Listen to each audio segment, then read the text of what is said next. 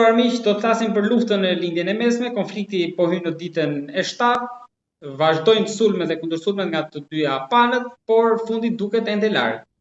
Megjithatë, ne sot do të flasim për shqiptarët që ndodhen atje, si vazhdojnë jeta e tyre, sa janë të prekur dhe çfarë do ndodhë në vazhdim me skenarët e mundshëm. Sot kam kënaqësinë të kem të ftuar zotin Blerim Sherifi nga Gjilani që jeton prej vitesh në Kuvajt. Blerim, përshëndetje dhe faleminderit shumë. Përshëndetje edhe juve, faleminderit për këtë intervistë, vetëm një përmirësim me që unë jam për një vit këtu, po bëj gati një vit në fakt. Nuk është se jam kohë gjatë këtu, po nga fundi kuqe vitit kaluar jemi këtu. Sa i përket pyetjes suaj rreth gjendjes këtu në lindjet mesme përkatësh në Kuwait, gjendja për momentin është ende stabile. Është ende në kontroll, institucionet përkatëse, shteti, do të thotë i Kuwaitit, ende gjendjen e ka në kontroll, nuk ka nevojë për panik, nuk ka nevojë për buja shumë të madhe,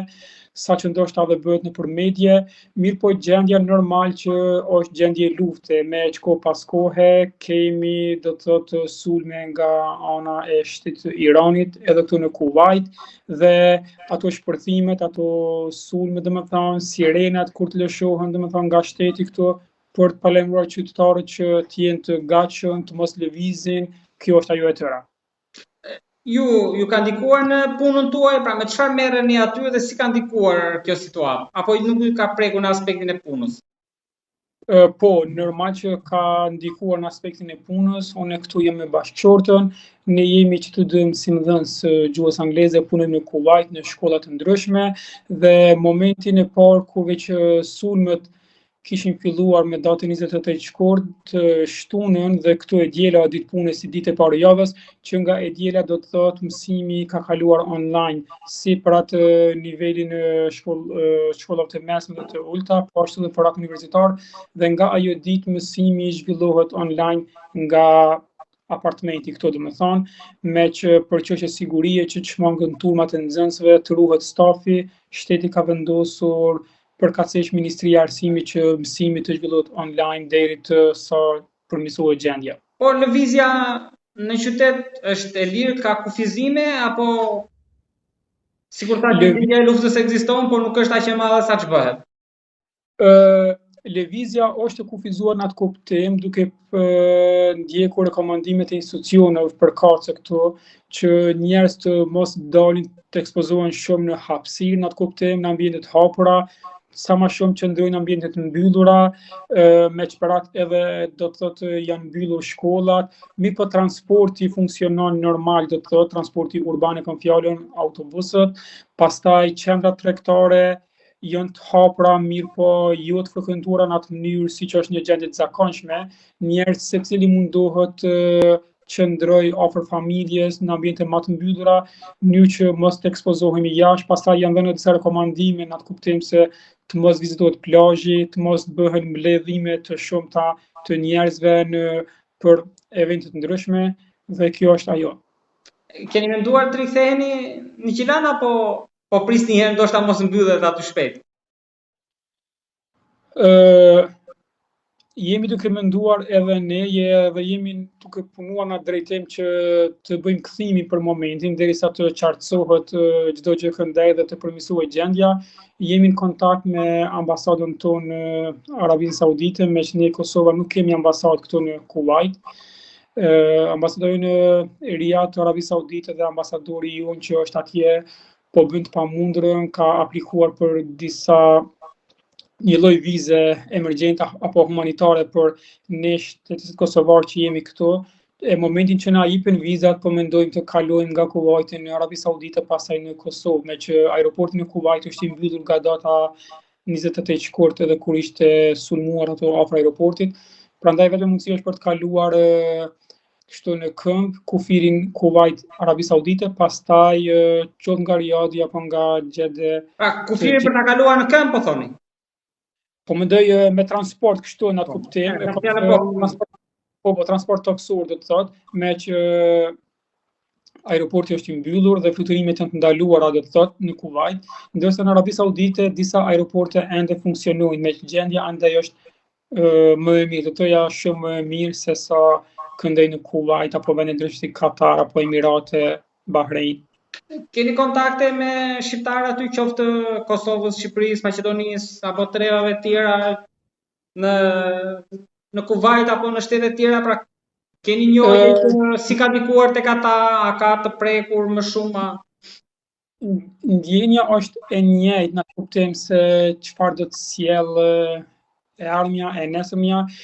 Kemi kontakte, ne jemi këtu një grup i mësimdhënësve nga Kosova, nga Shqipëria dhe nga Maqedonia. Do të thotë ka mësimdhënësh në nivelin të shkollave të mesme që ligjërojnë, ka dhe të tillë që në nivelin universitar. Jemi në kontakt me disa mësimdhënës, po ashtu që kemi kolegë në vende tjera, si në Emirate apo Katar dhe në tjera, po tek të gjithë është ajo ndjenja e njëjtë, në të kuptojmë me që ky kontinent, lindja e mesme do të thotë është prekur e tëra. Gjitha këto vende si Kuwaiti, Katari, Emiratet, Bahreini. Në shumë Dubai është që ka bërë xhiro në rrjetet sociale dhe mediave dhe videot nga dëmet dhe nga sulmet. Ashtu qarkullo, mirë po kur po shohim edhe të dhëna që publikojnë këtu, do të thotë Ministria e Punëve të Brendshme dhe Ministria e Mbrojtjes, do thotë del që edhe Kuwaiti ka qenë një ndër vende që është sulmuar mjaft shumë me dron dhe me raketa, do të thotë. Fatmirësisht shteti i Kuwaitit, do të thotë forcat këtu që janë po bojnë interceptimin e tyre, do të thotë, edhe deri tani ka pasur të lënduar, duket ishin ata pjesëtarët amerikanë që ishin janë sulmuar bazat amerikane. Po, pastaj ishte një vajzë ajo që u lëndua dhe vdiq dhe kështu, po fatmirësisht deri tani nuk ka, do të thotë, sulme në civil, në objekte ku ka turma njerëzish dhe kjo po na mban me ata që gjendja ende është në kontroll dhe nuk ka dalur jashtë kontrollit. Na të kuptojmë që me dhe kalu kështu në total. Ngrim, po sipas autoriteteve apo ekspertëve, analizëve aty, çfarë parashikohet në tasën e afërt, se për të largët s'mund të flasim çfarë mund ndodh, po. Them drejtën, ne nuk është që kemi shumë ashtu komunikim ose njohuri me atë çfarë ndodh këtu. Ndoshta ne përcjellim ato çfarë dhe ju përcjellni andaj, do të thotë lajmet. Ju jeni tek dora e parë e informacionit, e kam më shumë fjalë dhe do thotë askush nuk e di se sa do zgjas dhe si do të shkoj. Këtu ko pas kohe, fillimi ka qenë pak më i vështirë, në të kuptim kishte më shumë sulme, pastaj për 2 ose 3 ditë në fakt ishte më qetë dhe nga mbrëm, do thotë mesnata filloi prap, do thotë me alarme, me sirena, do thotë kishte sulme 2 apo 3 herë, do thotë gjatë natës dhe nuk di, në të kuptim se çka parashihet, po dëgjosh analize të ndryshme, njerëz që merren me këtë fushë, japin mendime të ndryshme, japin analiza të ndryshme, mirë po nuk di kush na kuptojmë se çfarë të thotë se sa do zgjasë apo kur do përfundoj apo si do të jetë fundi i kësaj. Me shpresë për më të mirë. Megjithatë, për fat keq u ka rikthyer edhe kujtimet e viteve të luftës së Kosovës. Po, për neve që e kemi jetuar atë në atë kuptim, po si fëmijë do të thotë po është do të thoja e njëjta ndjen ato bombardimet e NATO-s, na kuptojmë me tani me këto shpërthime që ndodhin këtu dhe kthehesh mbrapa dhe kujton diçka para na kuptojmë 26 vite se çfarë ka ndodhur dhe ajo po ndodh e njëjta këtu, tash normal arsyet janë ndryshme, luftat janë ndryshme, qëllimet janë ndryshme, mirë po ai lloj paniku, ajo lloj frika, nuk po them se jemi aq shumë të rrezikuar këtu dhe nuk është për të bërë panik apo mbjellur panik tek popullata, tek njerëzit, edhe andaj, po mjafton atë kuptim të dëgjosh sirenën, alarmin kohë pas kohë dhe e din se një sulm është duke ardhur ose ka përfunduar dhe duhet mendosh ndoshta për një strehim apo mos të ekspozohesh jashtë. Aty ekzistojnë këto vendet e strehimit si në rastin e Izraelit apo këto mini bunkeret brenda shtëpisë, sigurisë apo jo? Në udhëzimet që na janë dhënë nga shteti i Kuvajtit, nga institucionet përkatëse këtu, po janë krijuar disa strehimore shelters, do të thotë ku i kanë ndarë me distrikte, me lokacione, do të thotë, ose me qarke se ku secili do të duhet të strehohet në rast se gjendja vjen deri në atë moment kur po mendoj synohen edhe sulmohen edhe civilet edhe popullata. Dhe na janë dërguar disa po mendoj lokacione ku në rast të nevojshme apo emergjent duhet shkojmë në ato lokacione dhe për të strehuar. Bëhet fjalë për bunkerën toksora.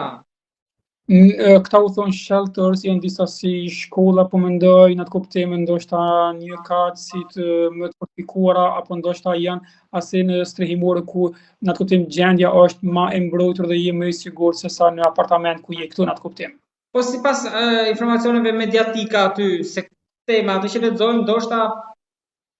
kemi arritur të mësojmë që mund të përgatitet edhe një sulm i gjithë vendeve të gjirit kundër Iranit si kundër përgjigje. Të them drejtën, unë me profesion tani jam si mëdhënës, isha edhe ushtarak për 16 vite në Forcën e Sigurisë Kosovës, do të kuptojmë po si komponent aktive dhe tani për tani nuk është ajo fushë e imja që të di apo të flas se çfarë do të jetë e ardhmja apo si do të jetë reagimi i vendeve gjirit, sa i përket mediave dhe çdo send tjetër këtu, në atë kuptim njerëzit janë të udhëzuar që mos përhapin panik, mos të bëjnë video, mos shpërndojnë foto që mos mbjellet panik të popullata tek njerëzit dhe nuk e di se si do të rrjedhë dhe ardhmja, çfarë do të Megjithatë, ju ushtarak ju e keni një nivel përgatitje më shumë se të tjerët. Jeni i hap më përpara për të mos thënë më shumë.